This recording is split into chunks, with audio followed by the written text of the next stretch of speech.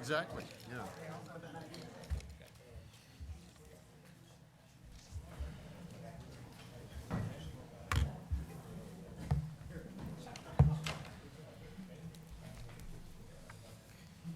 Okay, at this time, we will call the committee of the whole together. And it is 11:15 a.m. and we'll begin by determining the quorum. Begin with you, Penny. Penny Forrest, present. Joe Hearn, present. Keith Honey, present. Ivan Andasa, present. John Hanchel, present? J.D. Martin, present. Joe Gurecki, present. Ella Skinner, present. We have a quorum. Ms. Chancellor, you have any comments? I do indeed. Settle in.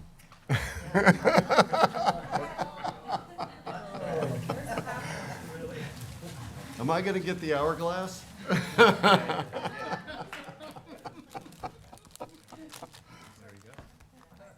Okay. Let's see if I can beat the sand. Here we go. You know, yesterday, y'all got to hear the budget meeting, and of course, you can't talk about budget without also talking about your intentions, your imperatives, what it is you intend to accomplish. Because a dollar budget is nothing more than a monetary reflection of what you plan to accomplish. And so you got to hear some of that yesterday.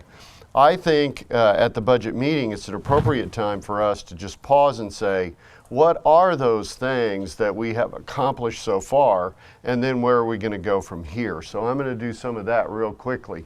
The most, and everything that we do here at TSTC, we have this not so new rally cry, and it is place more Texans in great paying jobs.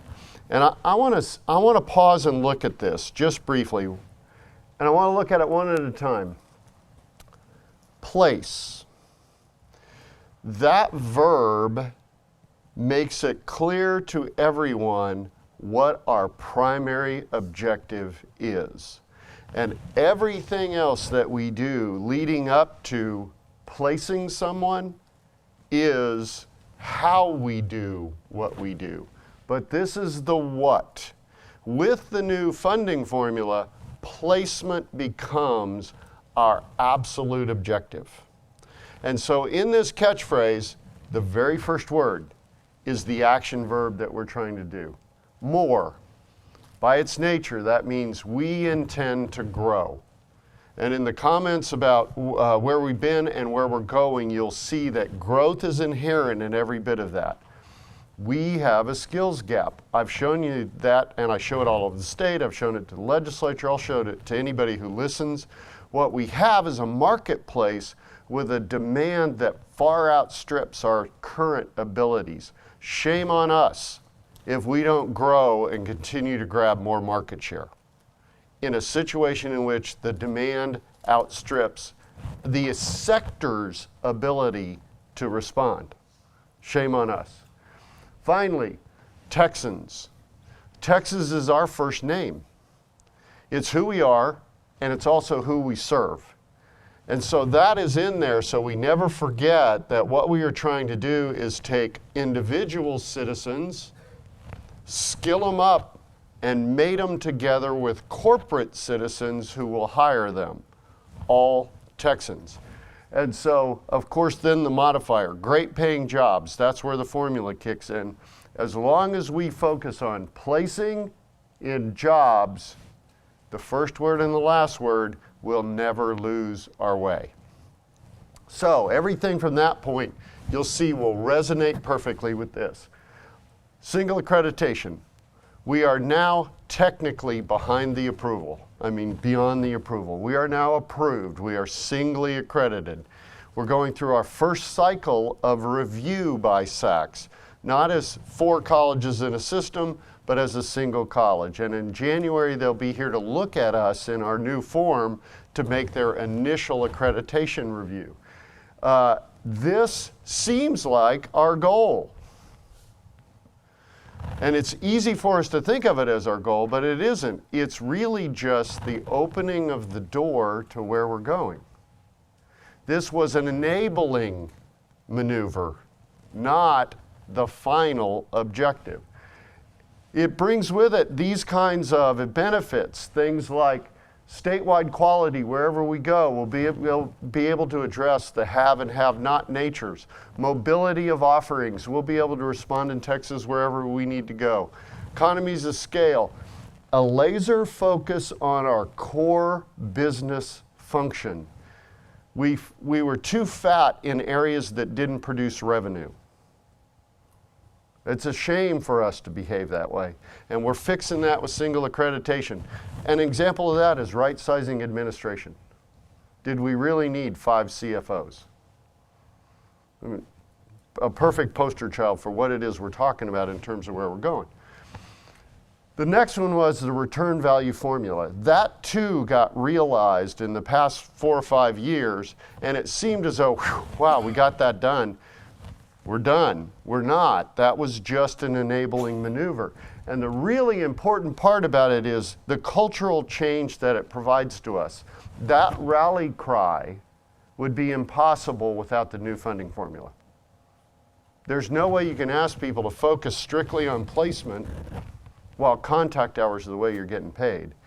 To align a firm, you have to get your every piece of the firm aligned with that ultimate goal, and it starts with the verb place. Room to innovate. You know, we were talking, some of the regents and I were talking earlier about there are other colleges in the 2-year sector that are working on technology and things like that, but you know what they don't have? Is they don't have our return value funding formula. And so they're going to have to continue to, if you will, worship at the altar of seat time. That's antithetical to the innovations that we're going to do going forward. So we couldn't be innovative without being paid for the final result. And so we're in a great situation there. You know, an unintended consequence, but one that we gladly accept, is the acclaim we've gotten as the only college in America that we can find that is paid solely on results. There are many who have some component of results in their formula. No one is wholly paid on results. Brand awareness, I mean, if you get a chance while you're here this week, talk to Michael about the number of phone calls that we get from Washington, D.C., from Ivy League universities who are saying, "What? Show us what you guys are doing up there." From giant think tanks, the Brookings Institute, the American Enterprise Institute, the Lumina Foundation. We are on people's radar screens as an irrepressible innovator. And this formula is a big part of that national acclaim and our brand values going forward. And then, of course, funding predictability. The nature of our formula is we're paid in arrears. Well, we already know what our arrears are. That was a joke. So we already have an idea of what the main variables in our formula are going to be.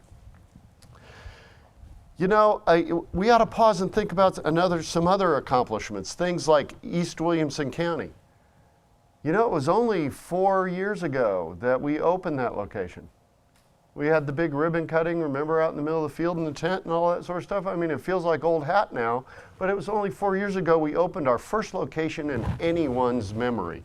And we got all this. It has a partnership with 2 colleges, Temple College and Texas A&M, Central Texas. That's an amazing accomplishment for us. We're in the Austin area. CBL was prototyped there along with Harlingen and others. Transition funding was pioneered thanks to that location. And now it's kind of a staple in our funding process. We have Ellis County. That was only 2 years ago.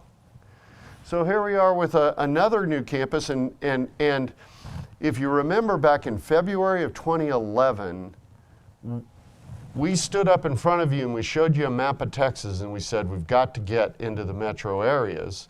We've got to get where the people are to scale our system up and get more market share, and then use the benefit of that scale to serve the whole state. Well, here we got number 2. Right there. I mean, that was quite an accomplishment if you really stop and think about it. These things are starting to feel like old hat. Oh, let's open a new campus. But this was a big deal. Another amazing partnership format. CEOs in the 2-year sector say to me all the time, we can't keep up with you guys. In this case, we partnered with an ISD. Who would have thought? And so Dallas metro area, we got Innovative Financial Forum. That was the first time we did, in partnership with our foundation, a new location in a physical transaction that, as a recovering banker, I can say is one of the most complex I've ever been involved in, but it was made easy by a really great team who knows how to get stuff done. And so, we expanded transmission funds, Fort Bend County. Think about this. We've opened 3 new campuses in 4 years. This is an amazing accomplishment. In this one, look at the innovation, the public-private partnership here. When I was in the legislature with Roger and Marlene and Nikki a few months ago, and I would testify about the fact that we're here with private and public money totaling $40 million. It was such a compelling story. It was no surprise to anyone that when this location was approved, the Senate was a unanimous vote for it, and the House was 147-3.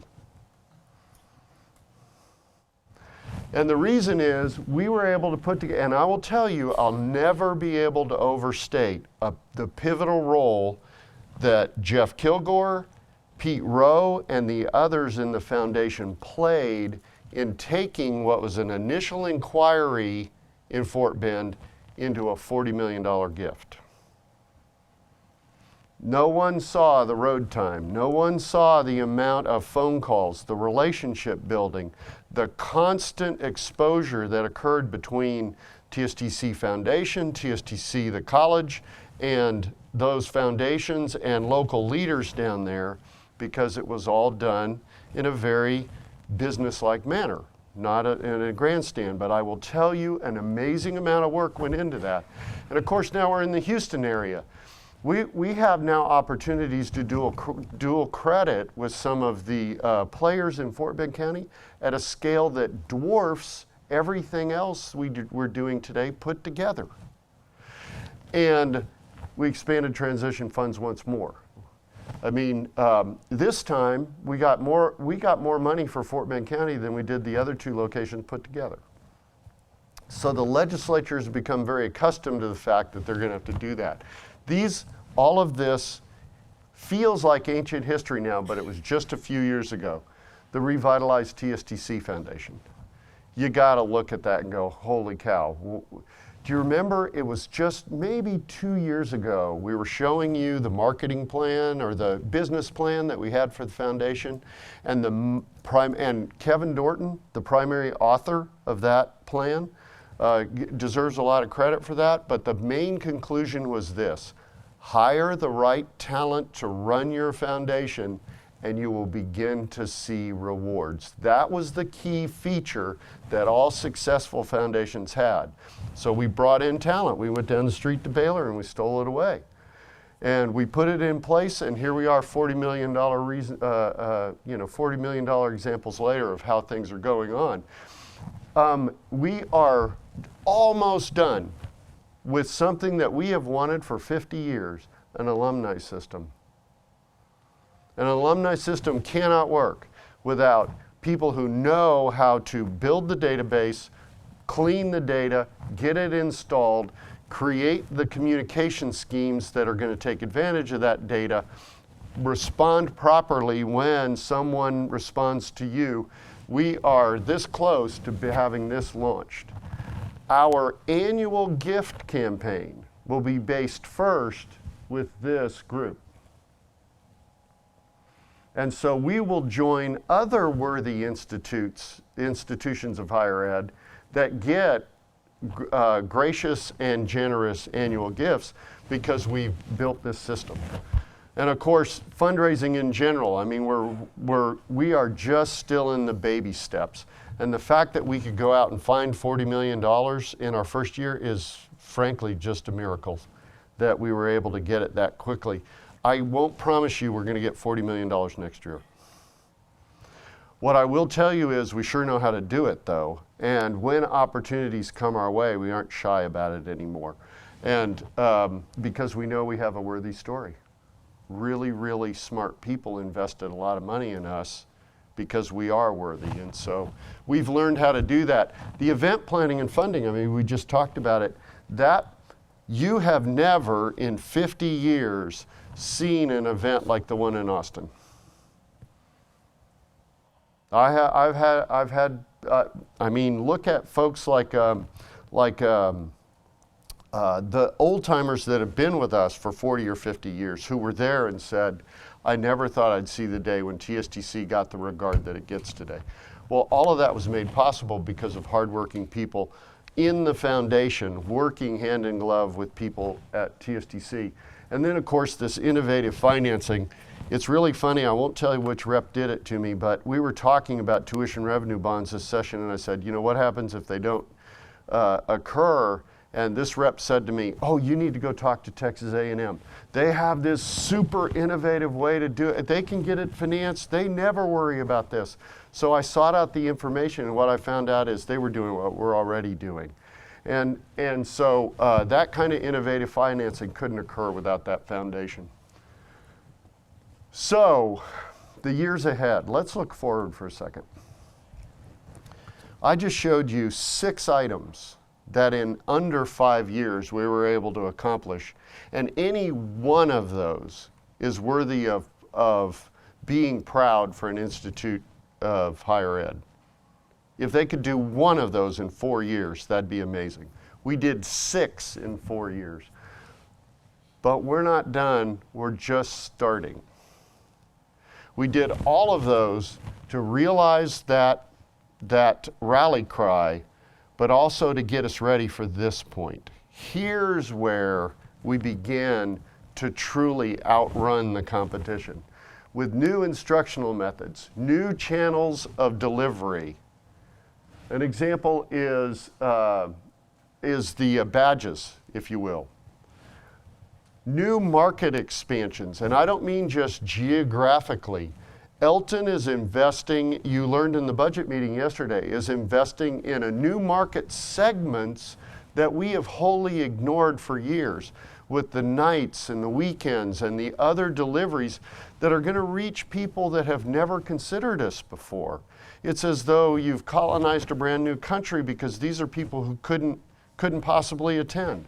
And so we've got new market expansion, new revenue streams.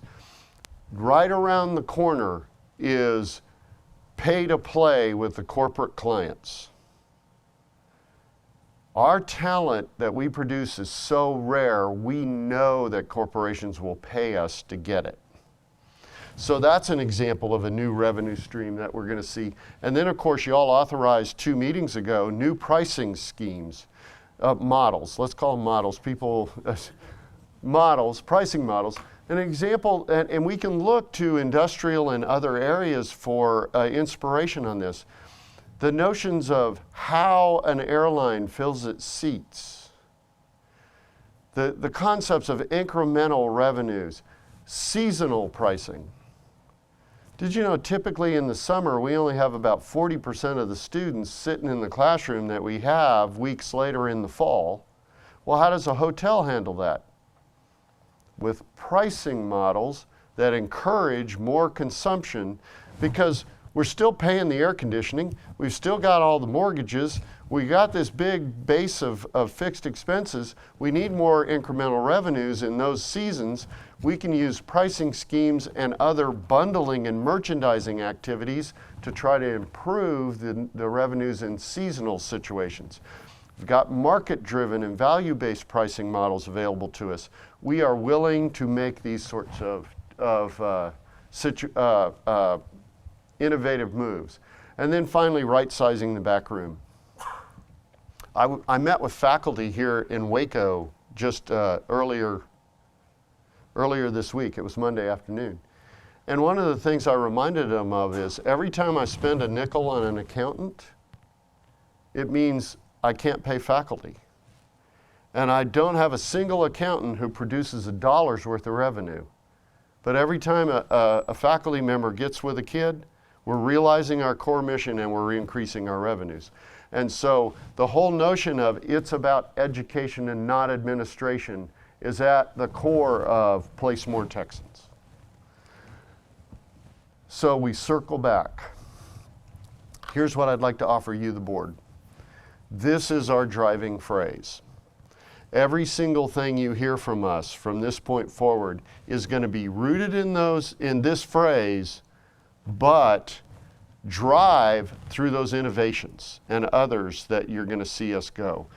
I assure you this, we aren't going to look at single accreditation, the latest stepping stone that we've accomplished, and be too comfortable with the fact that we made it. Instead, we're going to pause, celebrate, and then move forward with these things we were actually striving for in the first place. And so that's in the season of the budget, I wanted to show you. This is where we've been in the recent history. It's where we are today, and to place more Texans, these are the things we're going to do in the future. That's all I have. Right, great report, thank you. Is our student here?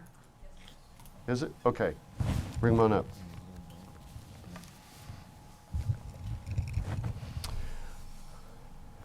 Mike Reeser, good to see you. As y'all recall, Skills USA is an intercollegiate skills competition. A great way to think about it is, it's like the Olympic Games of technical education. It starts in high school and goes all the way through secondary ed. It is considered by most to be the consummate indication of quality in technical education, because these students, in a very regimented format, compete against each other in an intercollegiate manner to earn their progress through the system. And it starts in tiny little situations like little regional competitions, goes up to the state level, and then on up to nationals. This year, TSTC sent over 50 students to the nationals in Kentucky. Over the 50 years, Skills USA has the same anniversary we do, 1965. Since that time, TSTC has won more medals at the state level than the rest of the two-year colleges in Texas put together. And likewise, you can't go to nationals if you don't medal at state. We naturally have more national medals than the rest of the two-year sector in Texas put together. And we are the 8,000-pound gorilla of Skills USA. And we intend to lengthen that lead position going forward. We are focusing on skills for all the right reasons going forward. And today is the first day we're going to roll out a brand new part of our focus on Skills USA. Introduce yourself.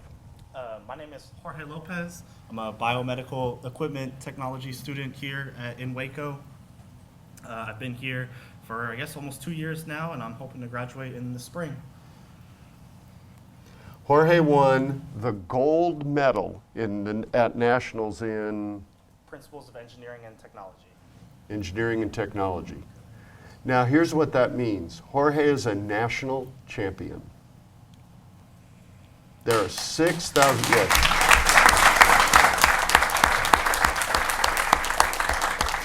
There's 6,000 attendees at the Skills USA competition, and Jorge came home a gold medal winner. So one of our new traditions starting now, thanks to the TSTC Foundation, is for winning the gold medal at the nationals, Jorge is going to receive a $5,000 scholarship.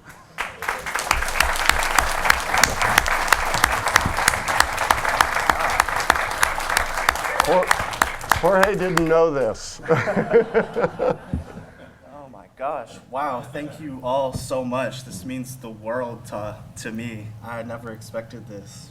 Wow. I just do Skills USA because I love it and because it's fun. Never for any kind of gain, but wow, this means a lot to me. Well, we know you'll put this to good use toward education that you have here at TSTC, and who knows, maybe beyond. Absolutely. Congratulations, Jorge. Thank you so much.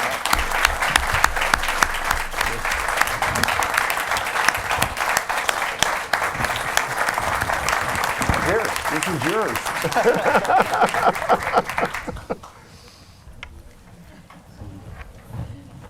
Jorge, that actually won't cash. You'll have to follow up.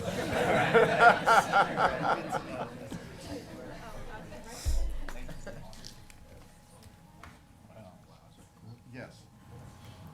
One more thing, Mr. Chairman. Go ahead and take us over. Today, starting a few months ago, you know that in terms of our single accreditation, one of the things we got a head start on was beginning to coordinate and combine our marketing across the state. Today, we're spending more money on marketing than we have ever before. And as a two-year school, we spend a greater percent of our budget on marketing than any other two-year system. One of the and I had a wonderful thing happen to me the other day. Joe Hearn called me and said, "I just saw your commercial online," and which I thought was pretty cool because it means he hangs out at some pretty hip places. One of the things we know is when you buy advertising, you buy by exposures. So there's no need to buy exposures if those people that are seeing your work are not your target market. And so we're spending more money than we ever have before, but we're really focused. When we first launched our TV commercials, my phone lit up. It was my kids, their friends, and all of the young people that I know that were sending me like screenshots off of their Pandora or Spotify going, "Holy cow, look at this, we saw TSTC on here." And all of these people are either teenagers or 20-somethings who are going, "How cool is this?" My son, who's at business school at A&M, said, "Your marketing department rocks." So we want to show you a series of 4 commercials we're running right now. And let me tell you already before we get started, if you don't get these, it's because you're too old. Joe will explain. Oh, Joe, get this one. So this series I think is called "Does the World Need?" So go ahead. Oh no! Did you download them? I did not.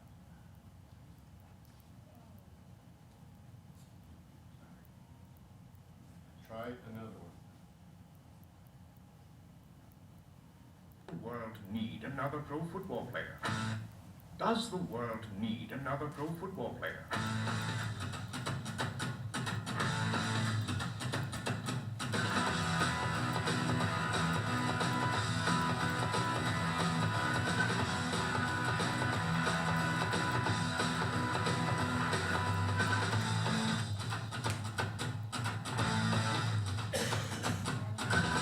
Ah, that's better. Texas State Technical College. Technically better. Very good.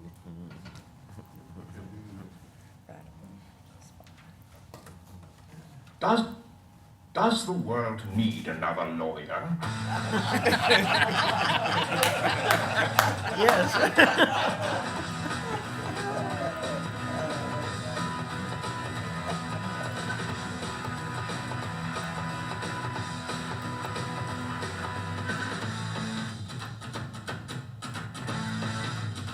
Ah, that's better. Texas State Technical College. Technically better.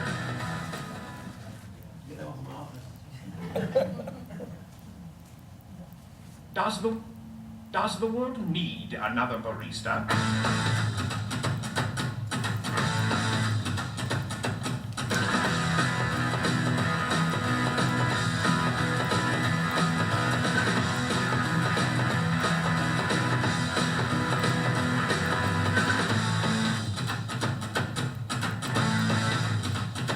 Y'all know what this is? Ah, that's better.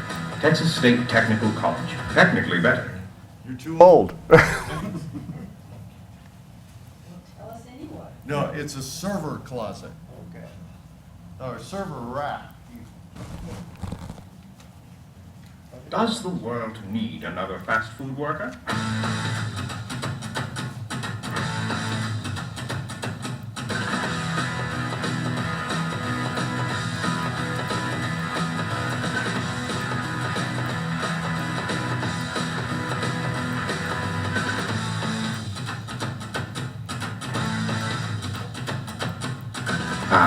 That's better. Texas State Technical College. Technically better. Your marketing department rocks. So yeah, go ahead, yeah. So these are TV ads, but you have trouble finding them on TV unless you happen to watch, unless you're in the right demographic. Then you're seeing these all the time. If you watch Ranger baseball, you'll see them on Fox Southwest because a lot of young people watch Ranger baseball. But generally, there are certain cable channels that they're on, and then they're streaming all over the internet, and then some other social media type situations. Here's our results so far. You know, through Google Analytics and other tools, we're able to track the unique click-throughs to our site and where they're coming from. For example, we can tell you how many kids have hit our website from Dallas or from Sweetwater or from wherever.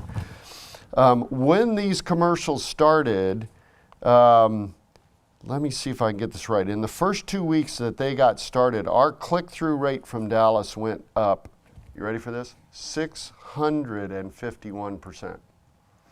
Spotify called us and said, what have you guys done here? This is an amazing response. You're 16 points over average for spots like yours. Fort Worth is up almost 200%, Waxahachie up 100, Austin about 50, Round Rock itself is up 162, Houston is up 300% in terms of the click-throughs. And here's the cool part, if they saw the commercial, they're in our demographic. So this isn't just idle kind of casual click-throughs. Rosenberg up 430%. So the kids down there in Richmond and Rosenberg are really beginning to see us. And then there's a bunch of other stuff that I'll tell you. Now here's the final thing. Now, did you like those? I mean, weren't they clever and all that? 100% internally produced. Do you remember the first kid, the football player? He's an actual welding student. Steve? Looks like a Viking, doesn't he? You know, tall, blonde beard. All the actors you see there are either employees or students. All of the filming and production, all of the editing, the music was mixed in, everything was done in-house. And so we were able to focus our resources on actually paying for exposures as opposed to some agency getting all that done. And it gives you an idea of the talent that we have here. And we knew it was a winner when we started hearing from young people and students that that's pretty cool. So, I wanted to just give you a preview of that, and you'll see more to come. You'll hear more about the kind of efforts that we're doing in marketing at the November meeting. So now I yield the floor. Okay, thank you, Mike. At this time, before we recess to the committee meetings, lunch is ready, and so we'll take about 45 minutes for lunch.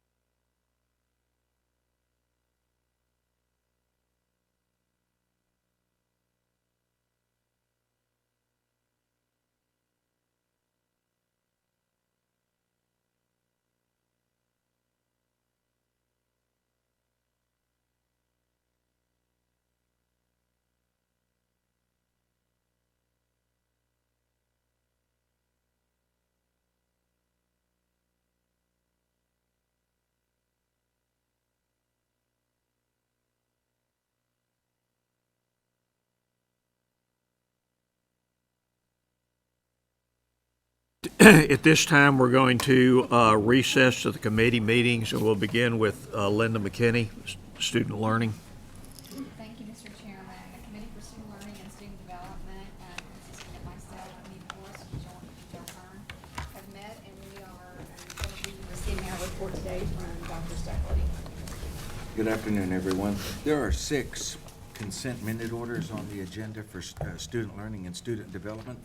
Instead of taking them all separately, I wanted to try, if you agree, to let me handle those all at one time. Because of single accreditation, these are required as part of our SACS reaffirmation or our SACS credentialing since we are one college. And of course, when you look at those policies, one's on consortia and contractual relationship, that's a requirement, but it's also a requirement by the Texas Administrative Code, Title 19, Part 1, Chapter 9. The other 5, which deals with curriculum and review of curriculum, faculty's role in governance, and of course having libraries at the locations and having an evaluation of those particular libraries are all part of SACS criteria.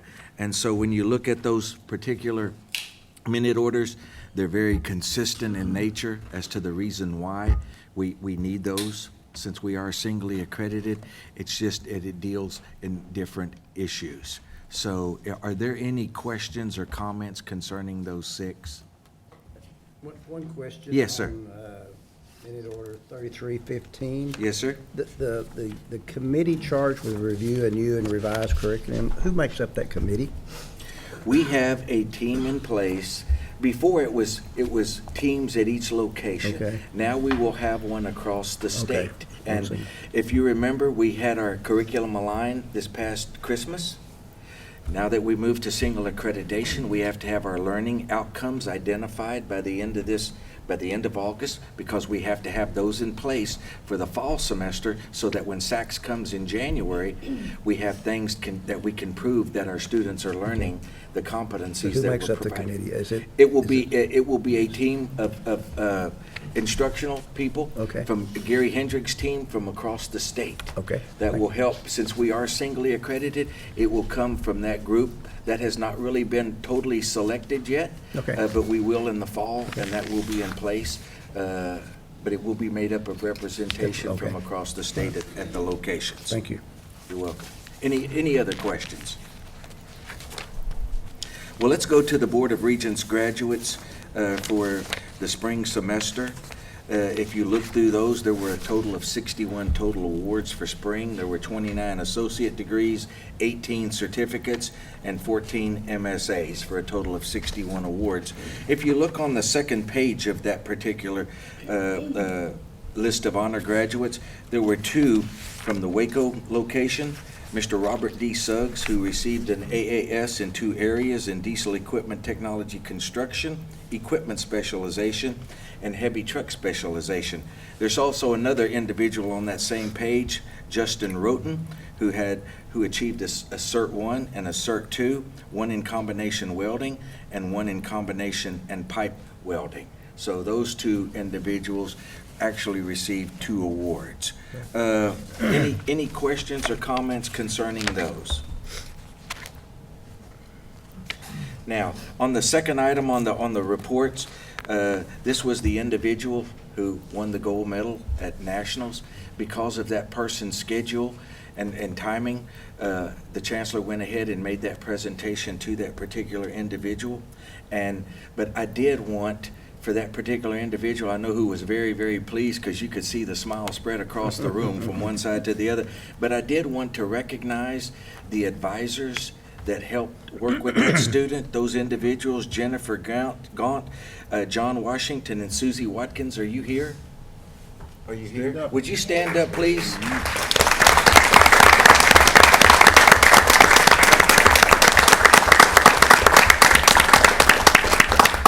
I have to tell you that, TSTC employees have a full load, and these individuals teach and do other things and advise students, and so what they do with skills is something extra.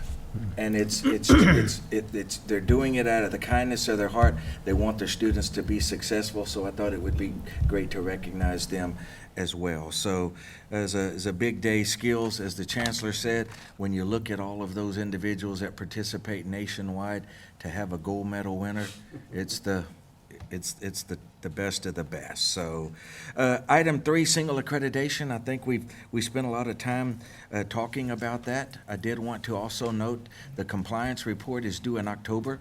The prospectus was done in the spring. You know, we were awarded the opportunity, or granted the chance to go single accreditation, which we did. We're in the process of flipping the switch. The compliance report is due in October, and as the chancellor said, they will be visiting TSTC in January, and we'll see how that works out. But so far, I think everything is moving smoothly. The compliance report is very detailed because it is required by them. It's very lengthy, but I will tell you, we have a great group of team members working on that's being led by Dr. Hendricks' area to put that thing together so that hopefully everything will run smoothly when we do hit January. And the fourth report, honorary or associate degrees report. Back in March of this particular year, if I brought it, the board approved SOS ES.4.26, which basically said, it is the policy of TSTC to employ the mechanism by which an individual may receive an honorary associate degree. From time to time, TSTC may choose to recognize individuals who have distinguished themselves through excellence and meritorious service to the college, the community, the state of Texas, or the nation through the granting of an honorary associate degree. The board has delegated to the chancellor the authority to bestow an honorary associate degree pursuant to this statewide operating standard.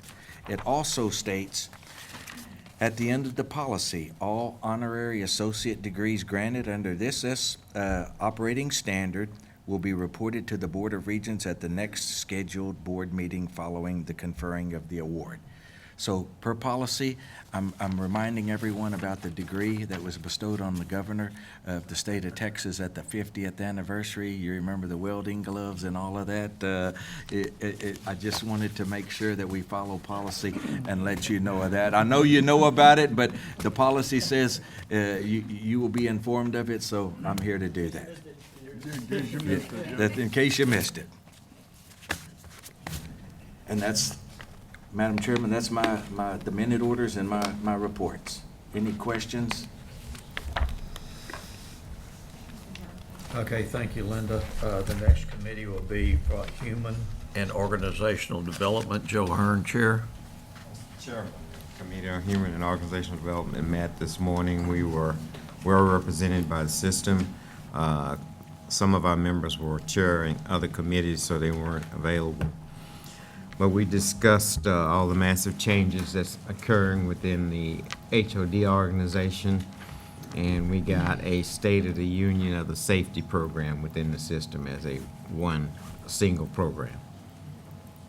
And we have 1 minute order and 1 report, and Ms. Lawrence will give you an update. Just a couple of quick items. This afternoon, routine that you're all very familiar with. The first one is the proposed minute order 38-15C, and it's just our employee holiday calendar for fiscal year 2017. As a reminder, the state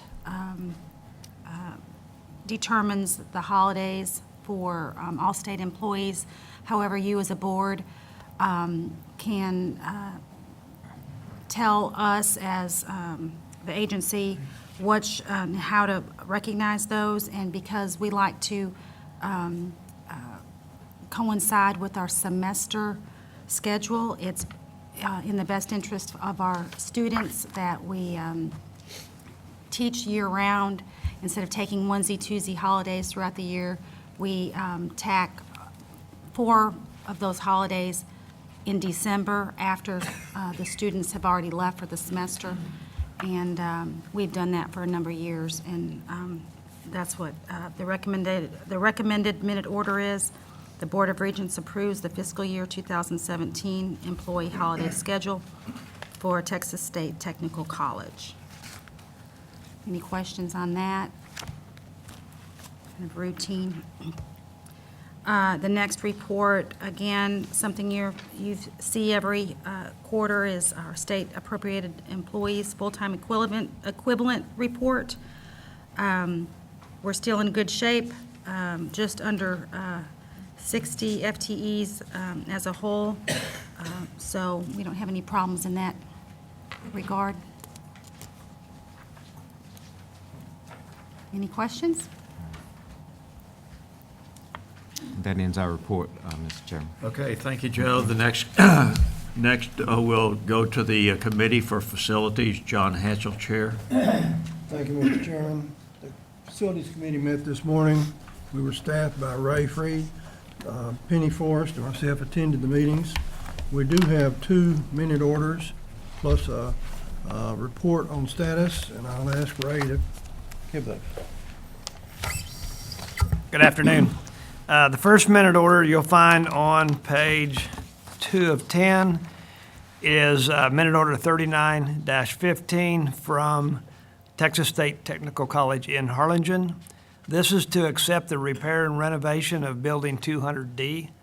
The project will be complete prior to the November board meeting. The project will be completed and in budget. We're asking that the Board of Regents authorize the Chancellor or his designee to accept the project. You can see the attachment just shows the location of that building on the Harlingen campus. We ask the Board of Regents to approve this minute order as written. Are there any questions?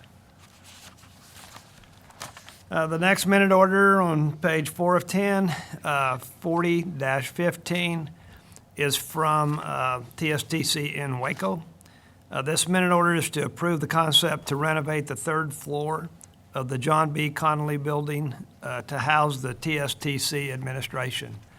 It's been recognized for several years that we need to improve our image to our donors and to become more efficient in our space for the TSTC administration. These several options were studied over an extensive period of time, and we are confident that this is the best option to choose. This move will also open opportunities by making the space and what's now the systems office available to the HOD payroll group, which needs updated facilities.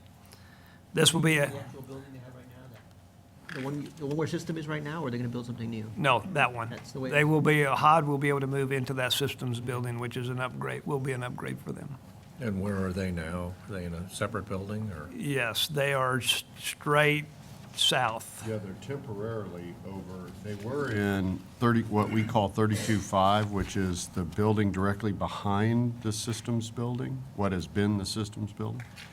And that building is probably the most challenged building we have on campus. And so we temporarily moved them over into the campus administration building where Rob Wooliver and the provost's office is, pending this change, and then we'll move them in. We think the building that administration is in today is ideal for them because it's really easy to find for job candidates, and it's structured in such a way we can have training rooms and that sort of stuff for them. They're excited about the possibility to move there. If you look on the handout, there's also, you can see the map Yeah. that shows that location of the old HOD building, which needs to be decommissioned.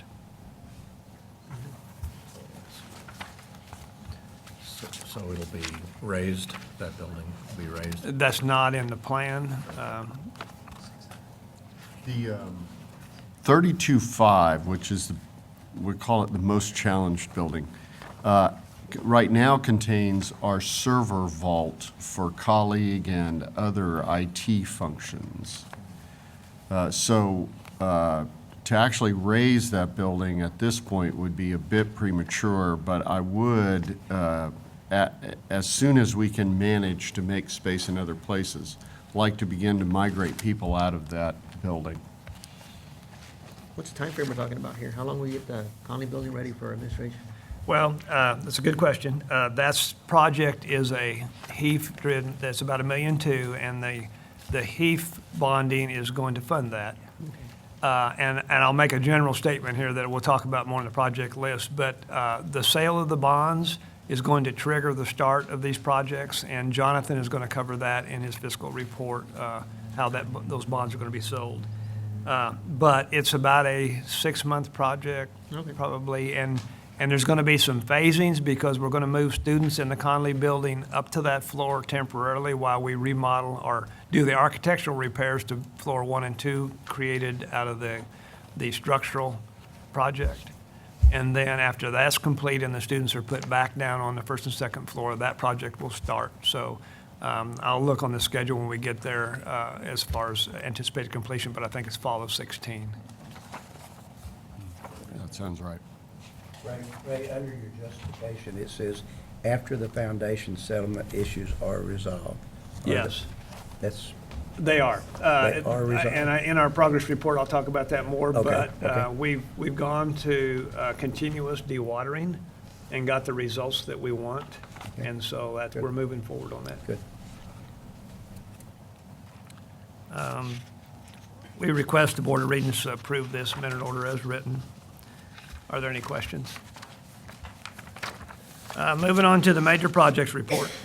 I want to apologize. This report was sorted by regions, and so as I was preparing for the board meeting, I realized how unuser-friendly it is because we've got some projects grouped by region and by the time they came on board. So you kind of jump around. And so at the next meeting, we're just going to have it listed by campus and be a lot easier to follow. The first report is on page 7 of 10 at the Harlingen region. First project is the renovation of Building 20 SS. This is the last of the 2011 bond series projects. The construction documents are 100% complete. It's going to go out to bid. We anticipate a start of September, October of this year and a completion in spring of 2016. Project number 2 is the renovation of the 20 PM Engineering Center. This is a TRB project, and the funds for that project were funded. Again, like I said to begin with, the start time on that is going to be driven by the sale of the bonds. We anticipate completion in fall of 2017.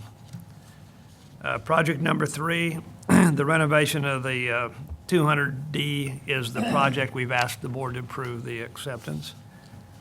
Project 4 and 5, those two projects are linked. 4 is the design for the chiller plant. This is probably our number 1 priority project to get this project online and working. The design, we've expensed $40,000 on the design, and then we paused for the additional funding, which will be from HEAF. And that we've made a commitment to fund this project from the HEAF proceeds. The construction will be the additional $8 million, and we look for completion of that in the fall of 2017. The following page are the North Texas projects. I'm sorry, the Fort Bend County projects. And if you'll allow me to, I'd like to just skip over 6 and finish it up in the end of my reports. Projects number 7 is Building 2 at Fort Bend. That was a TRB requested project, and those TRBs will be issued. And we anticipate putting that building online the summer or fall of 2017. Any questions about that? Page 9 of 10 is the Waco region. Building 1 is the Conley Technology Center foundation repairs. Phase 1 is complete, and we are getting the results that we wanted. So we'll be bringing you a GMP in the winter of 2015 to approve to move forward on the architectural repairs of that building. Project number 2, on budget, on schedule, continued to increase the completion. Project number 3 is the water and sewer infrastructure project at Waco, another really high priority project. That's going to be funded by HEAF funds and will be triggered by the sale of those bonds. We anticipate completion in summer of 2017. Is that one ready to go? It just needs the funding, or it still needs studies to be done? It'll still need to have some design.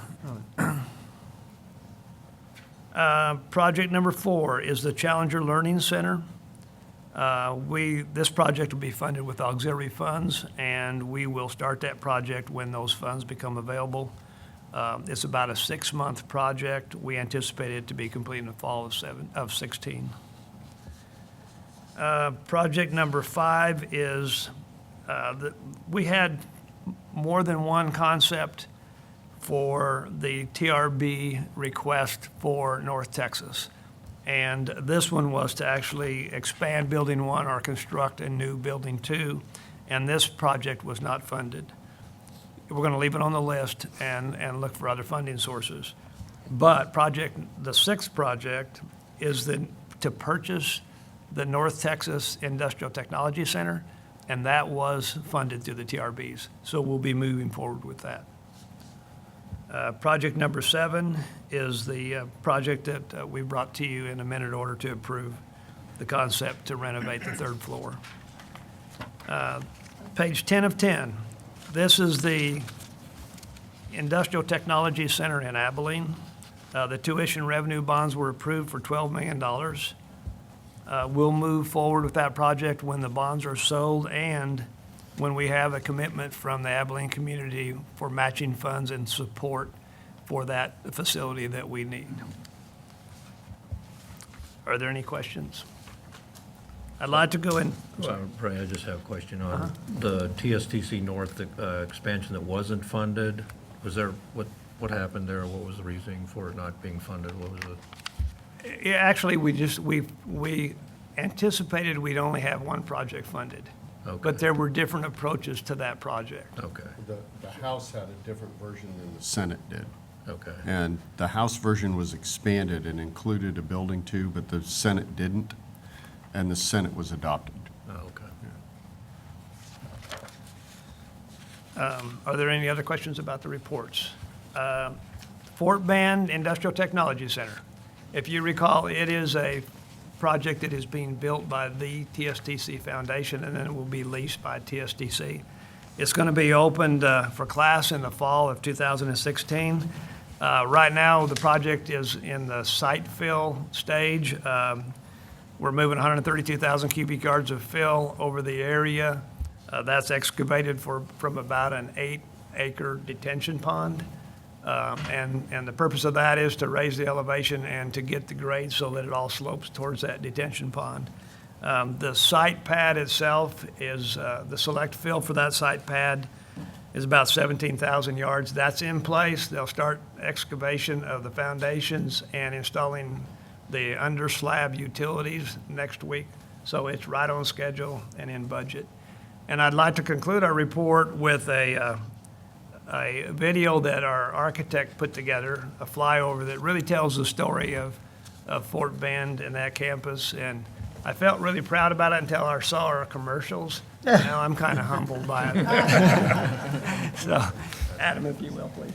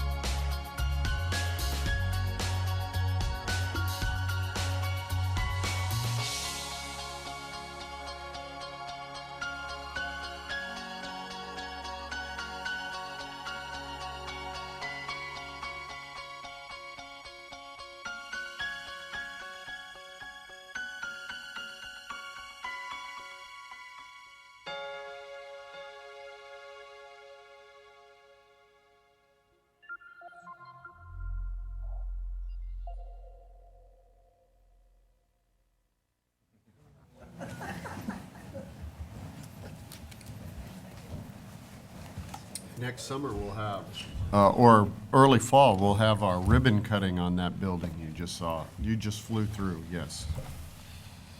No,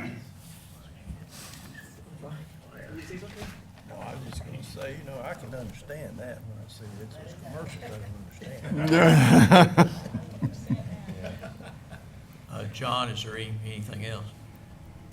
No, sir, that's in the report, thank you. Going to the Committee for Fiscal Affairs, J.V. Martin, Chair.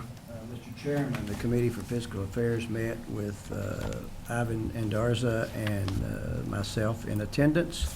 We have 5 consent minute orders to review and 3 reports. And Jonathan will be giving that report to us. Yes, sir. Our first minute order is 41-15. It begins on page 2 of your book. It's on signature authorizations. Y'all probably have noticed we keep bringing this minute order to you quarter after quarter, and it's just a symptom of the changes we're going through. We mentioned earlier in the day the discussion about the idea of centralizing our purchasing process, and this is sort of helping us move the infrastructure to set that into motion. In addition, we have a change with respect to our provost out in West Texas. Alishka Smith will replace Kyle Smith as the signer out in West Texas. And that is the reason for our changes to the signature authority list. Minute order 42-15 is our second minute order. It is titled Financing of the Initial Furnishings and Equipment for the Industrial Technology Center at TSTC in Fort Bend County, and the purchase of updated instructional equipment across the statewide TSTC campuses. This is a $10 million financing that we're anticipating using what's called the Master Lease Purchase Program through the Texas Public Finance Authority. This is structured as short-term financing. We anticipate this will be a 5-year type of loan, and the repayment of this would occur through 2 identified sources. For the Fort Bend-related equipment, we have the transition funding that is intended to cover startup capital, and that would cover the debt service for this equipment there. And then there's $5 million anticipated for other legacy programs across the statewide campuses, and this is the identified funds for that is our HEAF funding. There's available funds through our HEAF appropriation.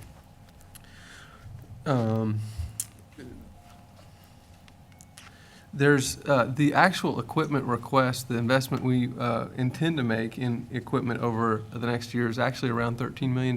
We have a simultaneous campaign in the fundraising division to seek out capital contributions or equipment contributions to really match to match $3 million of our $13 million need. So, but this is, we seek your approval to go to the Bond Review Board, seek application for the TPFA financing of this equipment.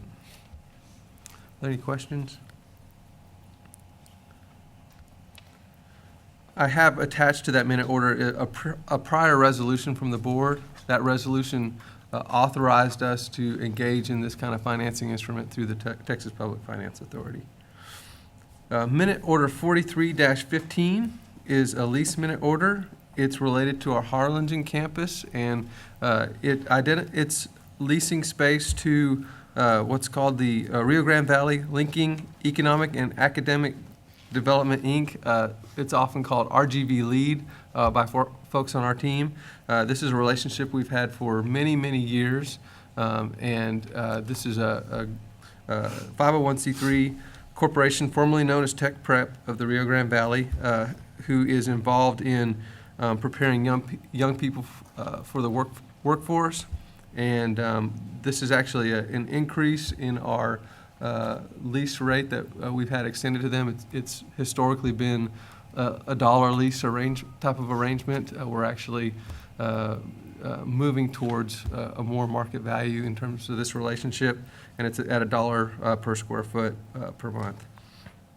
And so we seek your approval to enter into this lease arrangement with RGV Lead.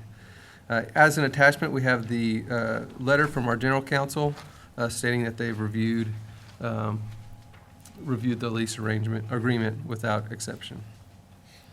There's also a couple layouts of the actual space where it is on the campus and the space within that building. The next action item is minute order 44-15C. It looks a little different than our typical minute orders. It's actually a resolution, and this is associated with our bond projects. Let me talk a little bit about what's going to happen with our bond projects this next year. We were authorized to issue bonds, tuition revenue bonds, for 4 particular projects. Ray discussed those projects in the previous committee. There is still a determination in terms of how the debt service will be appropriated to the related institutions. That is in the hands of the Texas Higher Education Coordinating Board. And because there's still uncertainty about what the exact amount of what that appropriation will be, we're waiting to take a bond concept minute order to you for your approval until some of those uncertainties are worked out. This minute order this resolution allows us to proceed with certain pre-construction activities, and it allows us to be reimbursed for those in anticipation of the bond sale. This was actually drafted in collaboration with our bond counsel, and it includes all of the many projects that could potentially be packaged up in our potential bond sale.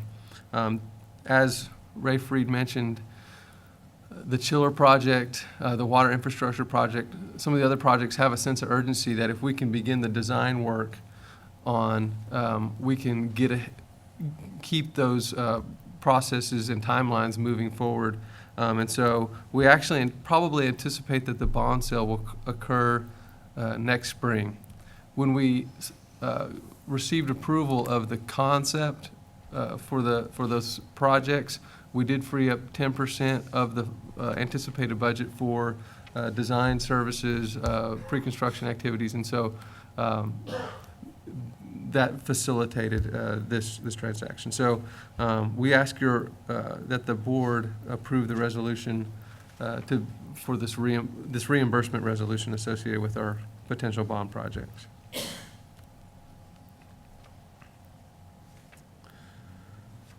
And there's one additional minute order 45-15, and it is associated with the rescission of a prior minute order. We have historically had 2 different methods for reimbursing travel to our employees depending on the fund source. We are simplifying and consolidating that process into a single method, and are asking to rescind an obsolete minute order. The next report that we have is our comparison of budget to expenditures and encumbrances. It's a report that we provide every quarter showing our budget, our adjusted budget, and our actual expenditures that we've incurred to date, and the percent remaining of our existing budget. There were some questions that we've had about why is the budget adjusted, and we do adjust our budget from time to time. Specifically, the most significant of those, it relates to grant type projects that are funded during the course of the year. As we anticipate those revenues come in and the associated expenditures, we adjust the budget to accommodate for those. In addition, workforce training often has contracts that, as we identify those contracts, we will budget the revenues and the associated expenditures associated with those. There are other more minor budget adjustments that occur during the course of the year. And the report there are a couple illustrative figures that follow that report, just providing some additional insight into our budget and actual performance during the course of the year. The next report is on page 21 of my book. It's the pledge collateral report. I'm pleased to report that all of our accounts remain sufficiently collateralized for the period presented here. And lastly, we have our quarterly report on investments, which shows the different investments that TSDC is carrying and the performance for that respective quarter, as well as the weighted average interest rate for that period relative to the benchmark 3-year Treasury bond yield for the same period. The weighted average interest rate on that last page there was 0.62%. That was our performance relative to the 0.94% 3-year Treasury bond yield for that period. And that concludes my reports. That's our report, Mr. Chairman. Okay, thank you, JV. Thank you, Jonathan. At this time, we'll reconvene the Committee of the Whole, and it is 1:15 p.m. The Chair has no comments. There are no minute orders. Ms. Chancellor, you have any further comments or no comments? So at this time, we will adjourn the Committee of the Whole, and it is 1:16 p.m. Would you all like to go straight on into the board meeting?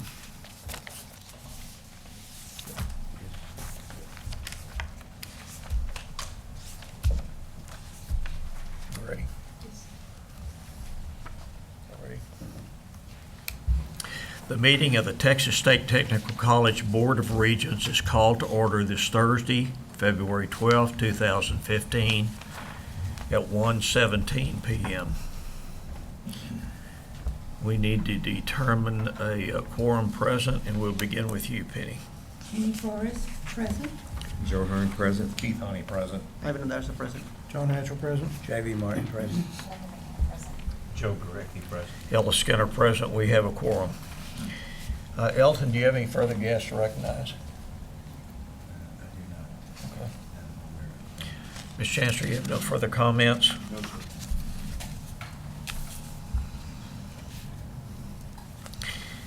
If there are no amendments to the agenda, is there a motion to adopt the agenda? Second. Linda, moved by Penny, second moved by Linda, second by Penny. Any discussion? All in favor? Aye. Motion carries.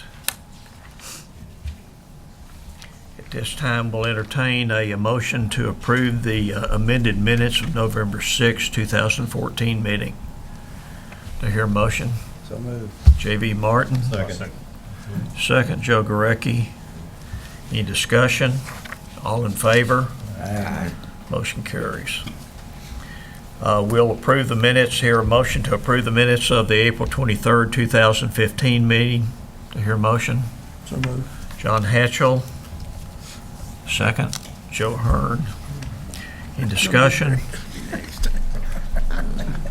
He's going down the line. All right, what am I supposed to do? Give him one, please. All in favor? Aye. Motion carries. Next, we'll approve the minutes of June 25th, 2015 special meeting. Do I hear a motion to approve? Keith Honey? Ivan seconds. Any discussion? All in favor? Aye. Motion carries.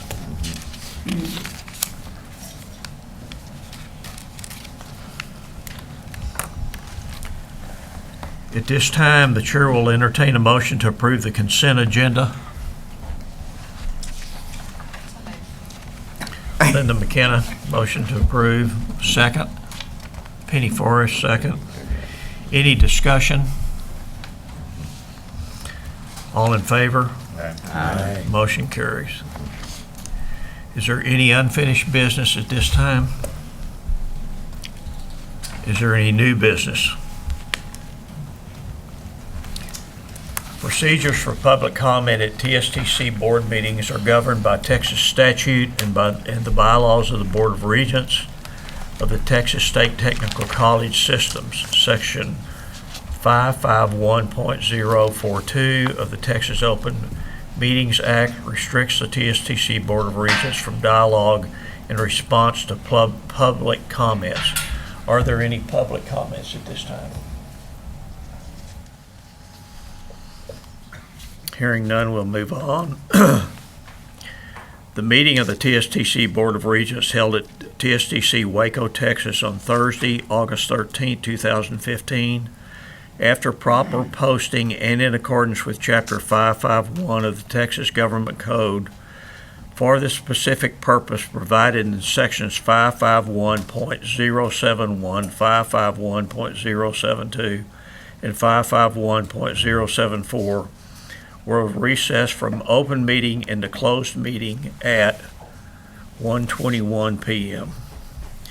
At this time, I'd like to dismiss the public, please.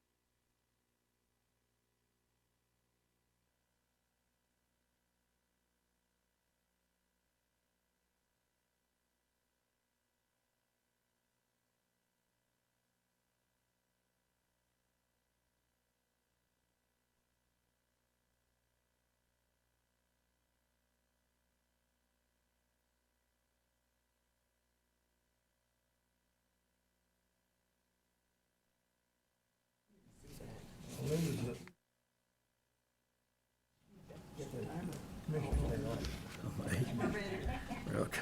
Oh, are you in a hurry?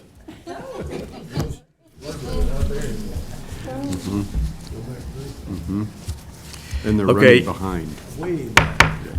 At this time, the closed meeting will adjourn and the board will reconvene into open meeting. And it is 1:18 PM. I'm sorry, 2:18 PM. Do we have any possible actions? Yes, Mr. Chairman, I'd like to offer the following motion, if it's okay with you. Sure, Mr. Hearn. The Board of Regents approves the appointment of Ray Rushing to Vice Chancellor and Chief General Counsel. Do I hear a motion to approve? Second.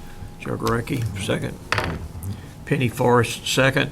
Joe Gurecki made a motion. Any discussion? Joe Hearn. All in favor? Aye. Motion passes. Ms. Chancellor, you have no comments? Only to thank you for another great board meeting. Yes, sir. Penny, you have any comments? I think we need to thank everyone who pulled this together. Yeah, I agree. Joe, you have any comments? That's a great meeting, as usual. Keith, you have any comments? Ivan? Just thank you all for being, and everybody here being so nice to my kids that visited this time, and I'm sure they're enjoying their time. I'm not sure where they are, but. They're here. Yeah, they're here, okay. Oh, Yeah, they just landed. What'd you do to them? John, you have any comments? The only thing is just a great time to be on the Board of Regents at TSTC. Yes, I agree. I agree. JV, you have any comments? Linda, you have any comments? Joe, you have any comments? One thing I would like to say, it's been 5 years since we looked and amended our bylaws. And since we have gone through this consolidation, I'm going to ask Ray Rushing and the administration to review the bylaws for us and see if That's a good idea. we need to get everything up to speed and updated. I'm going to also ask Ray to review the chancellor's contract because, as you all know, in the next board meeting, we will review that contract again. And Joe, I assume he'll work with you on that. Is there any other new business? The meeting of the Texas State Technical College Board of Regents is adjourned. The next board meeting is scheduled for November 5th, 2015 here in Waco. Thank you for attending. All right. So you can hook up with your family? Yep.